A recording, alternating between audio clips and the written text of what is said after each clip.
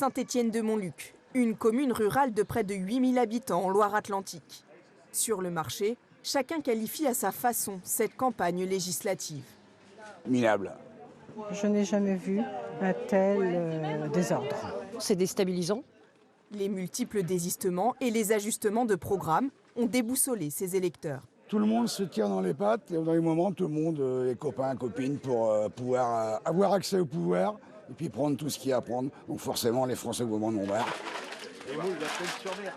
Le RN, au premier tour, au présidentiel, elle était passée. Et puis la deuxième fois, ils ont tellement dénigré qu'elle ne passe pas. Vous dites que là, il y a une campagne d'acharnement contre le RN ? Voilà, c'est tout. Ces électeurs s'inquiètent aussi d'une possible montée des violences après le scrutin. Je pense pas qu'il y aura du changement.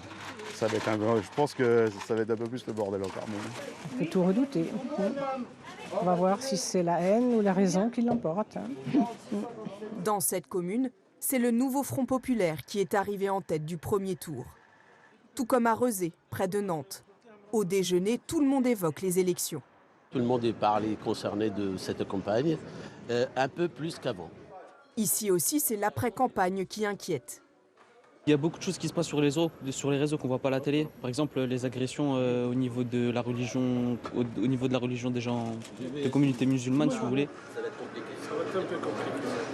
Ce qui est anxiogène, c'est la situation politique où on se trouve aujourd'hui en France, mais pas seulement en France d'ailleurs, parce qu'en Europe, c'est pas quand même là aussi, ça fait partie de l'anxiété.